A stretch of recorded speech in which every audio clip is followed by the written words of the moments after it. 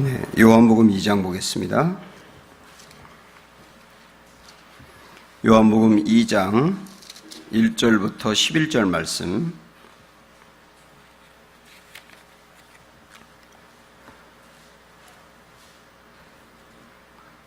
요한복음 2장 1절부터 11절 말씀. 사흘째 되던 날 갈릴리 가나에 혼례가 있어 예수의 어머니도 거기 계시고 포도주가 떨어진지라 예수의 어머니가 예수에게 이르되 저들에게 포도주가 없다 하니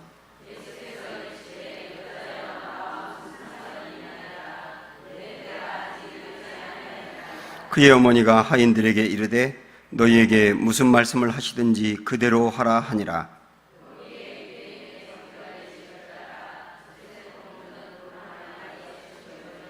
예수께서 그들에게 이르시되 항아리에 물을 채우라 하신즉 아기까지 채우니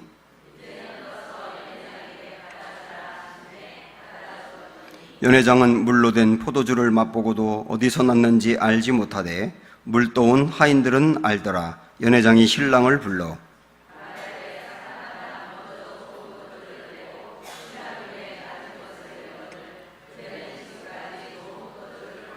같이 읽겠습니다. 예수께서 이 첫 표적을 갈릴리 가나에서 행하여 그의 영광을 나타내시매 제자들이 그를 믿으니라. 아멘. 서로 사랑의 교제 나누겠습니다. 인사합니다. 사랑합니다. 축복합니다.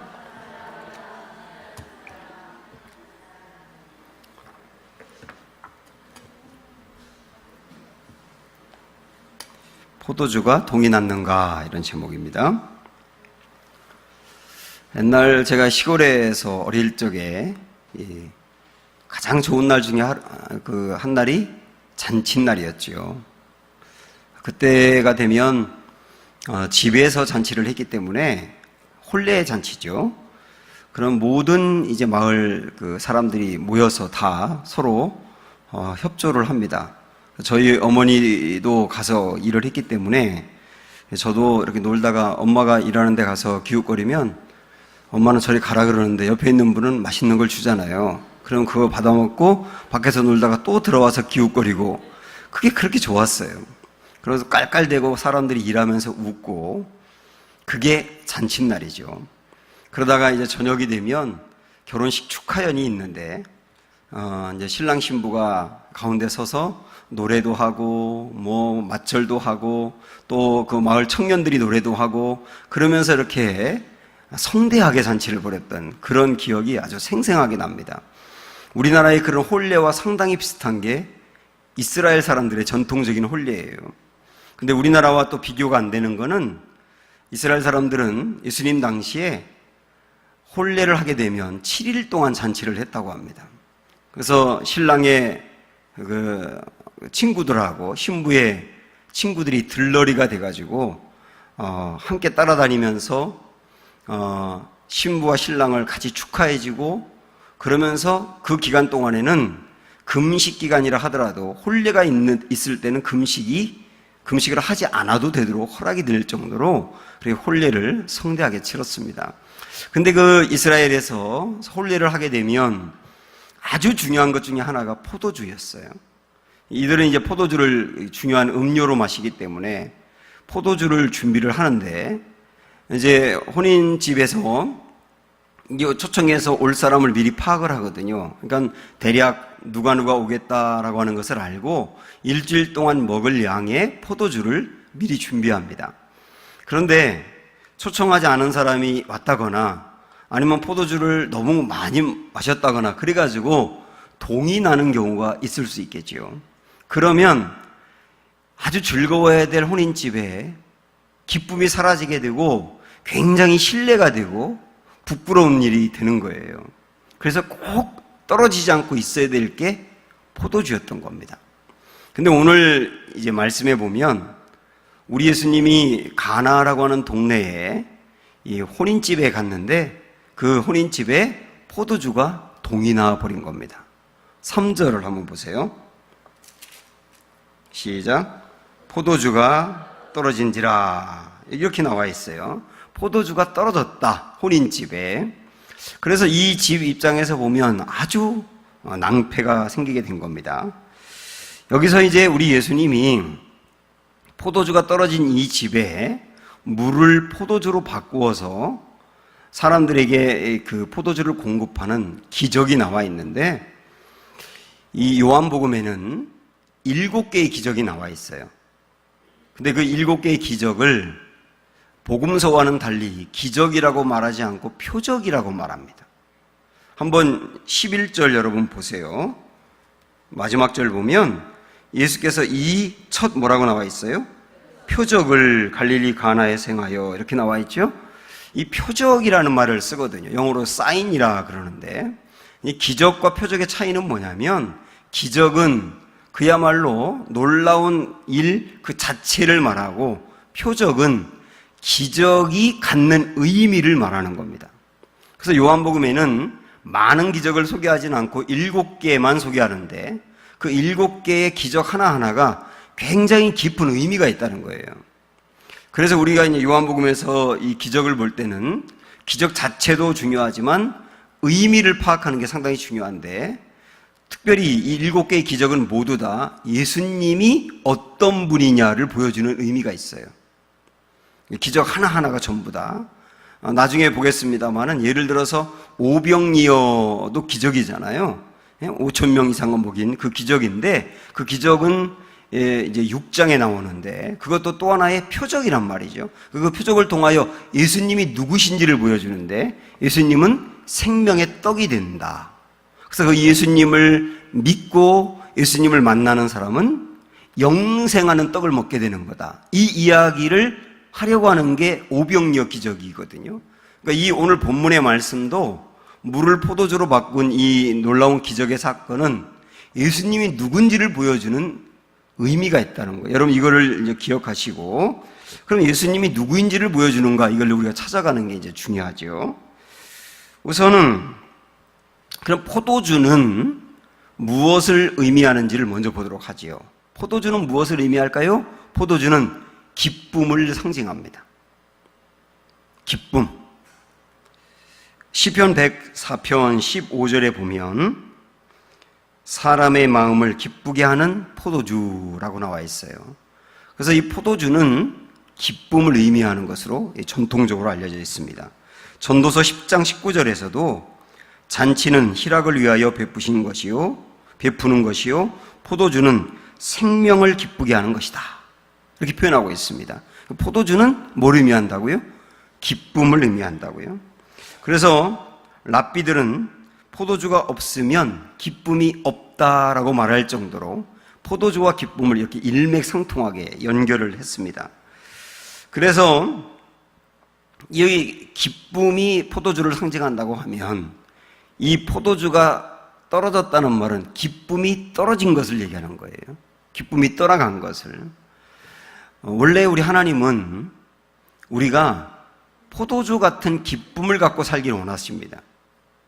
그래서 우리가 기쁘게 사는 게 하나님의 뜻이거든요. 로마서 14장 17절에 보면 하나님 나라는 먹는 것과 마시는 것이 아니요 오직 성령 안에서 의와 평강과, 그다음 뭐라 그랬어요? 희락이라 그랬어요. 그러니까 하나님의 나라가 오늘날 우리의 심령에서 하나님의 나라인 천국이 이루어지는 것은 내 심령이 아주 의로운 상태가 될 때, 그리고 평강이 가득한 상태가 될 때, 그리고 기쁨이 넘치는 상태가 될 때, 그게 바로 하나님 나라인 거죠. 그래서 우리가 이 땅에서 미리 맛볼 수 있는 천국 중에 하나는 기쁨이 충만한 상태예요. 기쁨이 충만한 상태. 여러분도 경험해 보시지 않습니까? 내가 소망하는 게 이루어졌다든지, 아니면 내 마음에 한없는 어떤 기쁨이 막 솟아오르는데 은혜를 받아서 그럴 수도 있겠고, 그 기쁨이 충만한 상태가 하나님 나라 상태라니까요.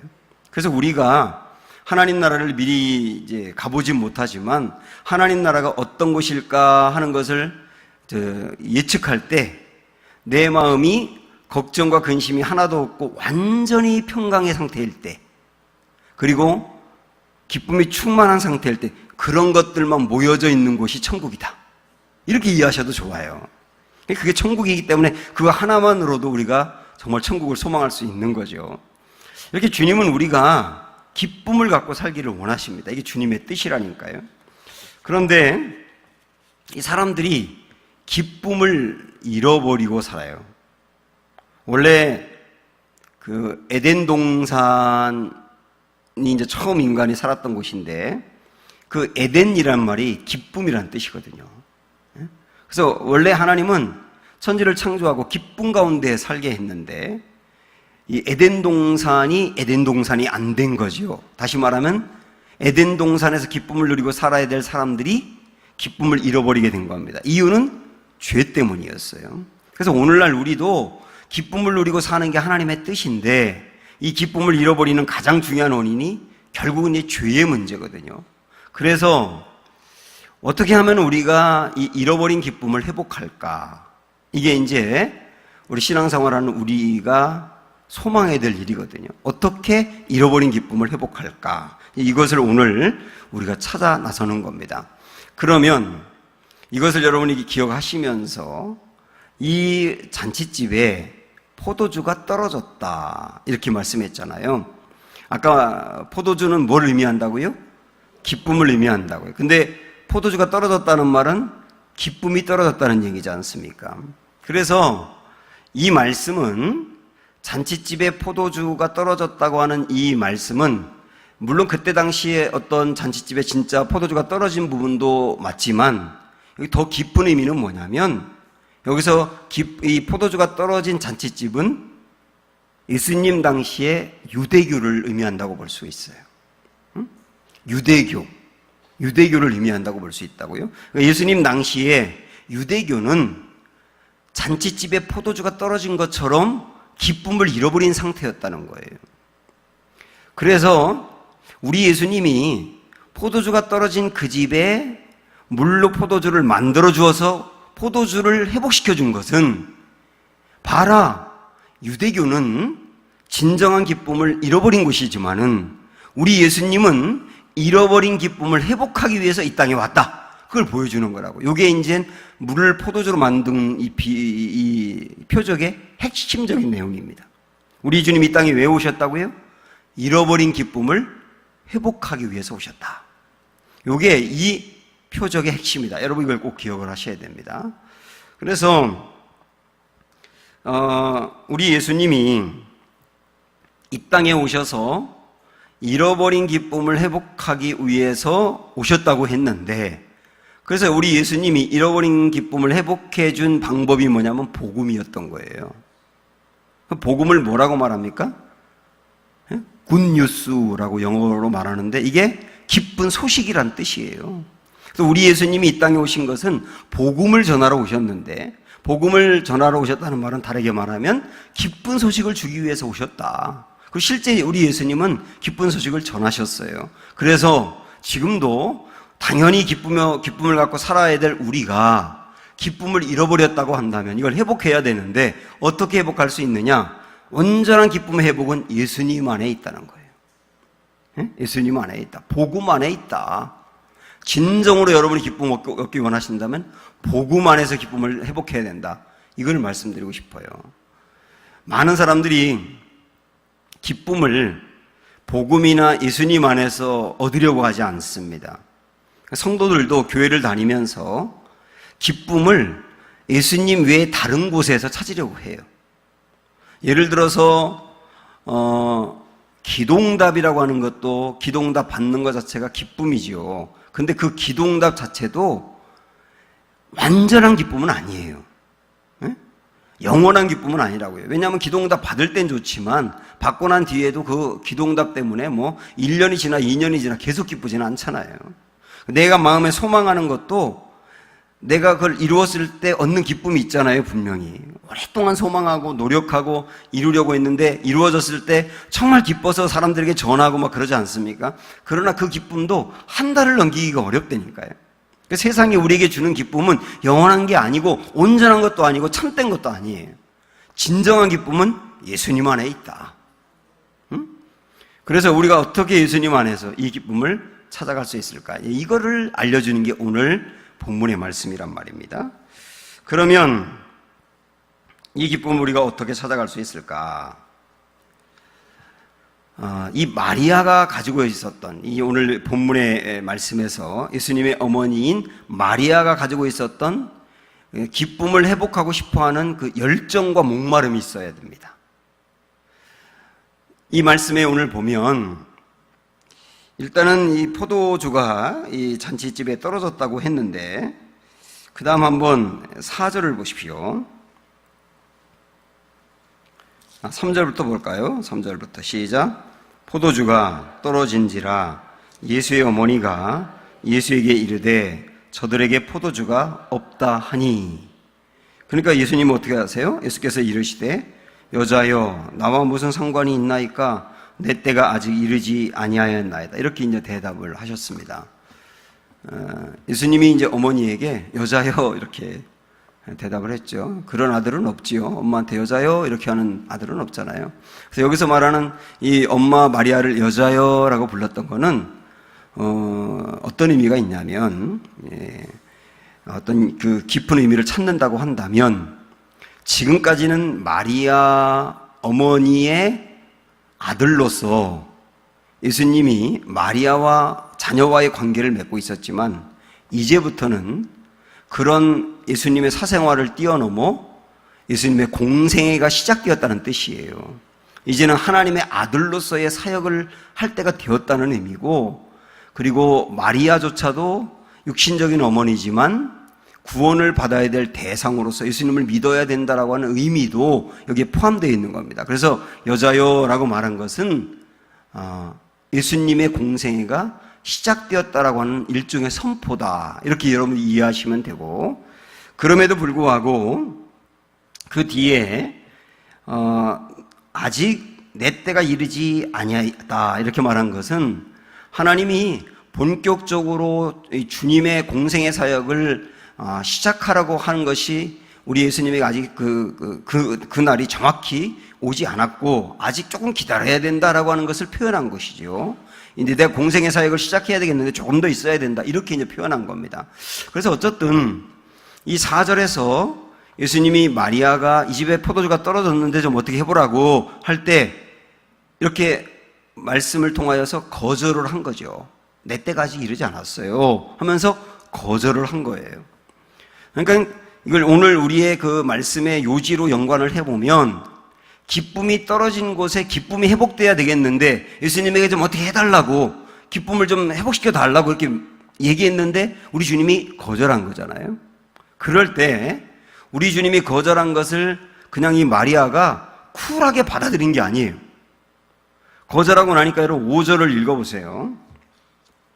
5절 시작. 그의 어머니가 하인들에게 이르되 너희에게 무슨 말씀을 하시든지 그대로 하라 하니라. 예수님이 분명히 거절했는데 이 거절을 들으신 예수님, 마리아는 그냥 받아들인 게 아니고 하인들에게 우리 예수님이 뭐라고 명하시든지 그대로 해라 이렇게 얘기하면서 다시 예수님에게 뭔가를 하라고 매달리고 있는 장면을 보는 거잖아요. 그 다음에는 6절 보시면 시작. 거기에 유대인의 정결 예식을 따라 두세 통 드는 도랑아리 6이 놓였는지라. 유대인들은 입구에 항아리에 물을 채워 넣어요. 왜 그러냐면 손과 발이 워낙 사막 지역이고 그래서 더럽기 때문에 집으로 들어가면 손과 발을 항아리에 있는 물로 닦고 들어가야 되거든요. 그리고 잔치 때에는 더더욱 많은 손님들이 오기 때문에 그 손님들이 손과 발을 닦을 수 있도록 많은 항아리에 물을 채워놔야 됩니다. 그래서 여기서 말하는 이 정결 예식을 따라 6동의 그 항아리가 있었다라고 하는 것은 그것을 얘기하는 거거든요. 거기 물이 있었단 말이에요. 그 다음에 7절 보세요. 예수께서 그들에게 이르시되 항아리에 물을 채우라 하신즉 아기까지 채우니. 그러니까 마리아가 예수님이 거절했는데도 거절을 받아들인 게 아니라 예수님에게 포도주를 이 집에 좀 줘야 된다고 더 매달리고 강구했던 내용이잖아요. 그건 오늘 우리 말씀의 개념으로 말하면 이 기쁨이 떨어졌는데 내가 기쁨이 없다고 할 때 주님 내가 이 잃어버린 기쁨을 회복하고 싶어요. 진정한 기쁨이 내 안에 샘솟도 솟아나면 정말 좋겠어요. 하나님 나라를 이 땅에서 미리 경험할 수 있는 그런 기쁨이 내게 있기를 원하는데 뭔가 내게 좀 주세요 하고 기도했는데도 이 기쁨이 회복되지 않았다는 뜻이거든요. 기쁨이 회복되지 않았을 때 그걸 그냥 받아들이고 끝내는 게 아니라 이 기쁨을 얻기 위하여 더 매달렸다는 뜻이에요. 오늘 우리에게 필요한 게 바로 이 마리아의 열정이라고 하는 겁니다.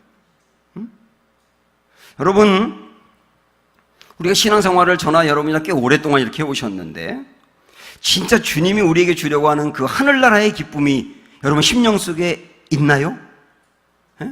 이게 우리 안에 심령 속에 있다면 이거 얼마나 감사한 일이겠어요. 근데 많은 이들이 예수님을 모시고 산다고 하지만 이 심령의 천국 같은 기쁨을 잃어버리고 사는 경우가 많아요. 죄 때문에 잃어버리기도 하고 고난 같은 문제 때문에 잃어버리기도 하고 상처 때문에 잃어버리기도 하고 잃어버리고 사는데 우리 이대로 그냥 살 수는 없고 주님 내가 정말 이 땅에서도 그 기쁨을 얻고 살고 싶습니다. 그리고 기도하는데 금방 이루어지지 않는다 하더라도 이거는 정말 좋은 거니까 매달리고 또 매달려라라고 하는 겁니다. 그때 기쁨을 회복할 수 있지 않겠느냐라고 하는 게 오늘의 말씀이거든요. 우리가 이 주께 기도했는데도 이렇게 응답이 안 되는 경우, 이게 이제 우리의 고민이지 않습니까? 그걸 뭔가 단답형으로 말하기는 참 어려운 부분이긴 하지만 대략 좀 구체적으로 살펴보면 우리가 기도했는데 응답되지 않는 게 몇 가지 이유가 있어요. 우선은 기도의 내용이 잘못되었을 경우는 응답이 안 됩니다.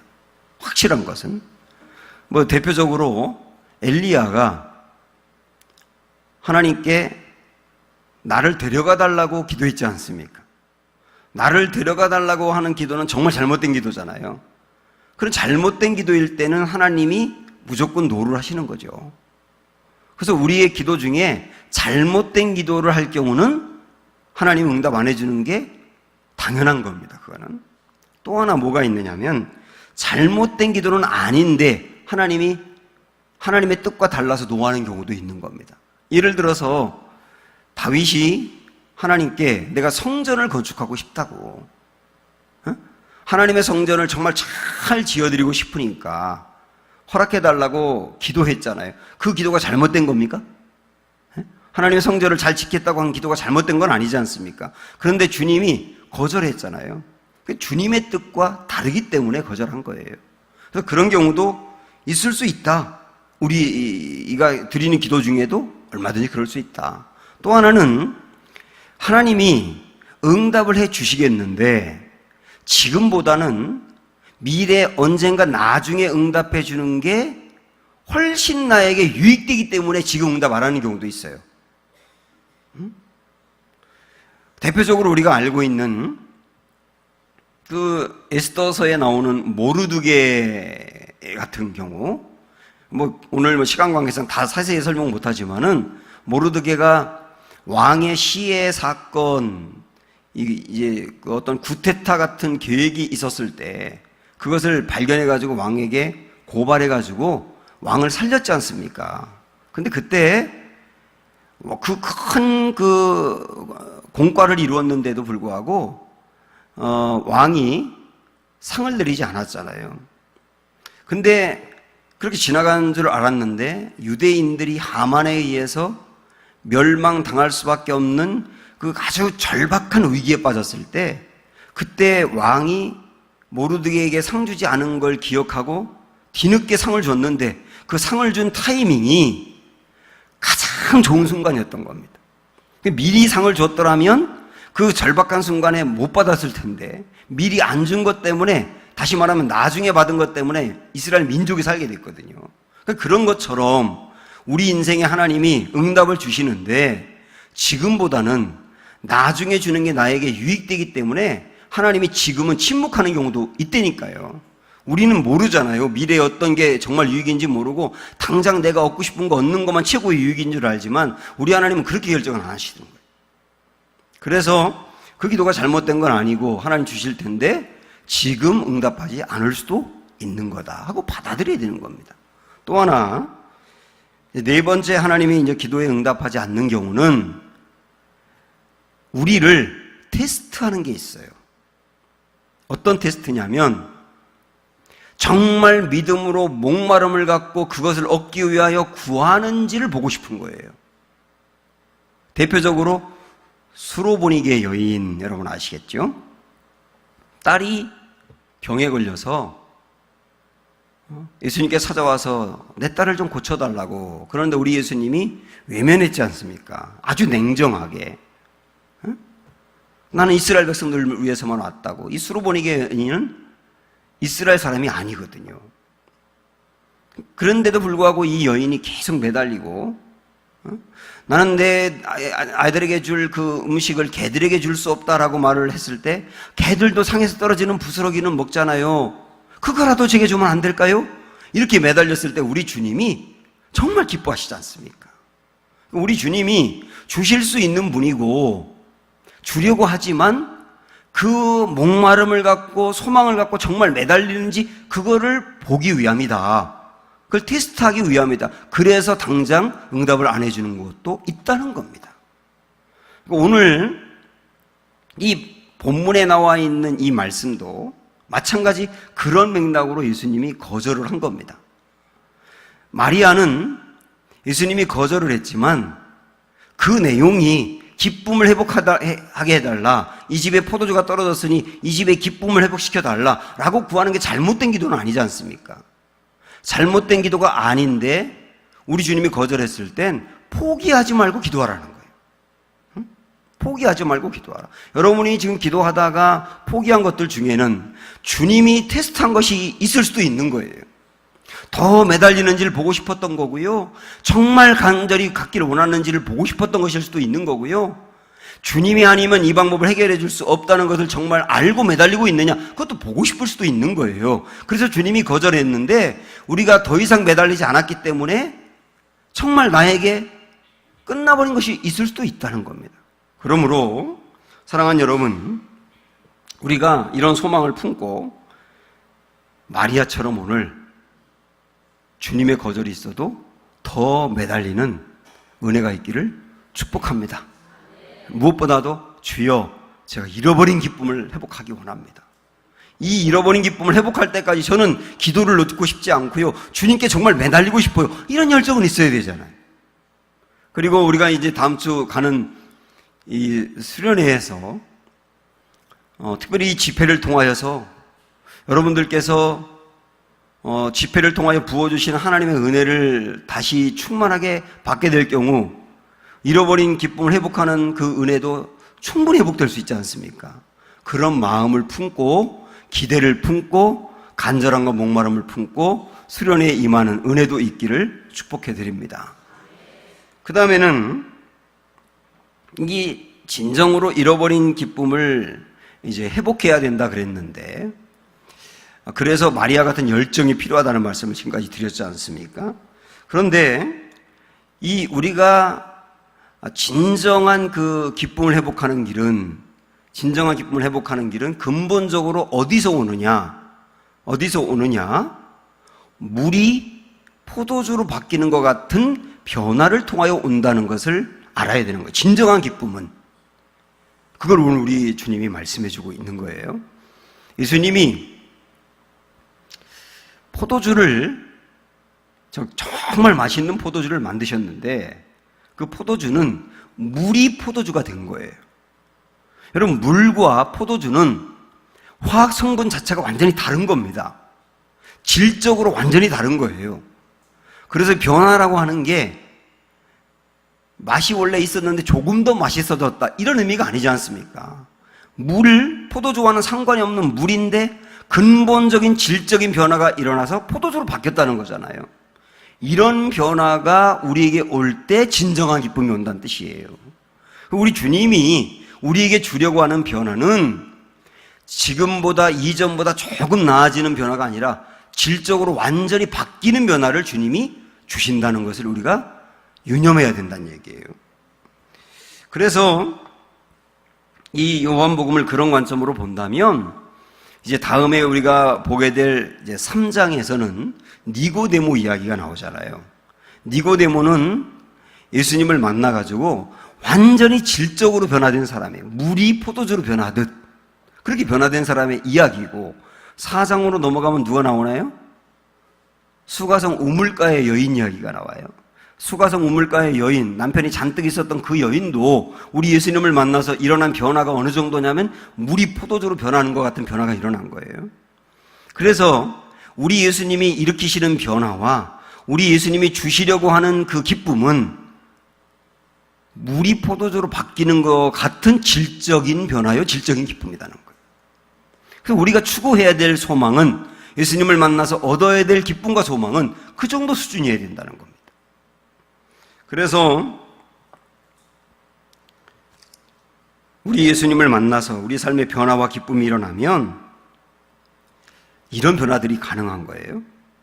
땅의 것만 추구하고 살던 사람이 하늘의 것에 소망을 두는 사람으로 바뀔 수 있습니다. 그리고 죄악의 종으로 살던 사람이 하나님의 아들로 바뀌는 경우, 돌처럼 굳은 마음을 갖고 있던 사람이 부드러운 새 마음으로 바뀌는 경우, 그리고 쓸모없는 인생들이 물과 같이 이 단계에서는 물과 같이 쓸모없는 인생들이 포도주같이 쓸모 있는 인생으로 바뀌는 변화예요. 그리고 마귀의 자식을 하나님의 자녀로 바뀌는 변화고, 예수님은 저주의 자식을 축복의 자녀로 바꾸시는 변화고, 자기중심적이고 이기적인 사람을 희생적인 사람과 주님을 의지하는 은혜의 사람으로 바꿀 수 있는 것이고, 교만하고 거친 내면의 소유자를 겸손하고 온유한 사람으로 바꿀 수 있는 변화고, 몹쓸 사람을 하나님 능력 있게 쓰시는 사람으로 바꿀 수 있는 이 변화들, 이게 주님이 일으키신 변화고, 물이 포도주로 바뀐 것 같은 놀라운 변화고, 오늘 우리가 소망해야 될 변화고, 주님이 이루어주시는 변화라는 것을 기대하시고 믿으시길 바랍니다. 이런 변화가 있을 때 진짜 기쁨이 온다는 거예요. 진짜 기쁨이 온다는 거예요. 그리고 요한복음을 통하여서 주님은 봐라, 앞으로 예수님 만나서 변화된 사람들을 봐라, 물이 포도주로 바뀐 것 같은 그런 변화가 허다하게 일어나지 않느냐? 그러면 이 이야기가 성경뿐이겠느냐? 오늘날도 이 말씀을 소망하며 품고 나아가는 사람들 삶에 얼마든지 이런 변화가 있지 않겠느냐? 왜 예수님 믿고 조금 변한 것만 소망하느냐? 완전히 달라지는 걸 소망해야지. 이런 기대를 가지라는 거죠. 그래서 이 예수님이 주시는 진정한 기쁨을 얻으면, 이 기쁨은 차원이 어느 정도냐면 세상이 주는 기쁨과는 비교할 수 없는 차원이라는 뜻이에요. 그 이야기가 마지막 대목이 나오는 거죠. 예수님이 이제 물을 떠다가 그 손님으로 온 연회장에게 갖다 주어라, 이렇게 얘기했잖아요. 이 연회장이 이 떠온 물을 마시잖아요. 근데 그 물이 아니고 포도주가 되었잖아요. 그러면서 이 사람이 하는 말을 보세요, 한번. 자, 9절부터 시작. 연회장은 물로 된 포도주를 맛보고도 어디서 났는지 알지 못하되 물 떠온 하인들은 알더라. 연회장이 신랑을 불러 말하되 사람마다 먼저 좋은 포도주를 내고 취한 후에 낮은 것을 내거늘 그대는 지금까지 좋은 포도주를 두었도다 하니라. 그러니까 이 연회장이 우리 예수님이 완전히 바꿔주신 이 포도주를 마셨을 때 이전에 먹어봤던 포도주와는 비교가 안 될 정도로 대단한 것이었다고 고백하고 있지 않습니까? 이걸 통하여 우리 예수님이 우리에게 주려고 하는 이 기쁨은 이전에 우리가 세상 안에서 맛보려고 했던 그 기쁨과는 비교가 안 될 정도로 좋은 것이란 그 뜻입니다. 그게 예수님이 주시는 진정한 기쁨이라는 거예요. 그래서 자꾸 우리가 세상 안에서 주는 기쁨에 만족하지 말라는 얘기죠. 세상 안에서 주는 기쁨에. 세상 안에서도 우리에게 기쁨을 주는데 그 기쁨은 엄밀한 의미로 말하면 재미인 거죠, 재미. 많은 분들이 이 안타까운 것은 뭐냐면 예수님 안에서 기쁨을 얻어가던 사람들이 예수님 안에서의 기쁨이 아니라 예수님 아닌 다른 것에서 기쁨을 얻으려고 하는 거예요. 어떤 취미에 빠져가지고, 취미에 푹 빠져가지고 거기서 기쁨을 찾으려고 하는 것을 보고 갑자기 신앙이 이상해져가지고, 취미에 푹 빠져버려가지고 거기서 기쁨을 얻으려고 해요. 종교는, 신앙생활은 액세서리 같이 되어버리고 진짜 기쁨은 거기서 얻으려고 한단 말이죠. 그 사람이 나중에 그렇게 쭉 살다가 야, 내 인생 진짜 기뻤다 그렇게 하는지 고백하는지 들어보세요. 세상이 주는 기쁨은 우리의 말초신경을 자극할 수 있을지 몰라도 심령의 깊은 곳까지 터치하는 기쁨이 아니라니까요. 그리고 세상이 주는 기쁨은 자꾸 더 새로운 것을 추구하게 만듭니다. 제가 이전에 군대에서 만났던 그 병사가, 그때 그 친구가 연세대학을 다녔어요. 그래서 공부 열심히 해서 연세대학을 들어갔는데 이 친구가 학교에 들어가서는 아예 공부하고는 담을 쌓고 이 밴드에 들어가서, 학교에 그 밴드에 들어가서 드럼을 치면서 거기에서 재미를 찾기 시작한 거예요.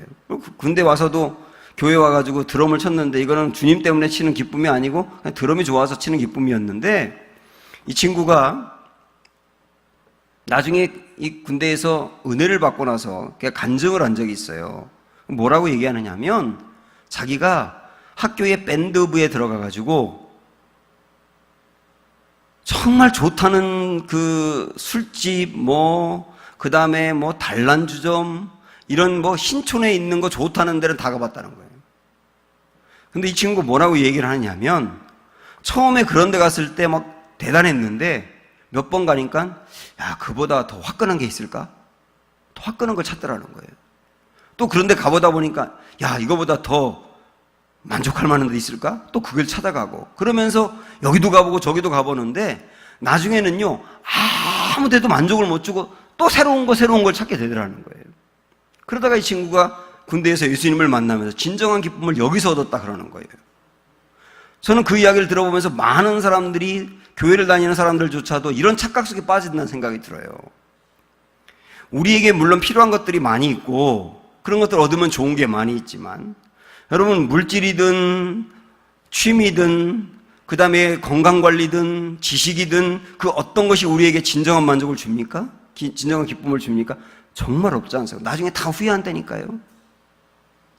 진정한 만족은 예수님에게서 온다는 거, 복음에서 온다는 거, 예수님으로부터 은혜 받고 예수님과 교제하는 이 기쁨이 진정한 기쁨이라는 거, 이걸 오늘 우리에게 알려주는 겁니다. 그러므로 사랑하는 여러분, 기쁨의 이유가 바뀌기를 축복합니다.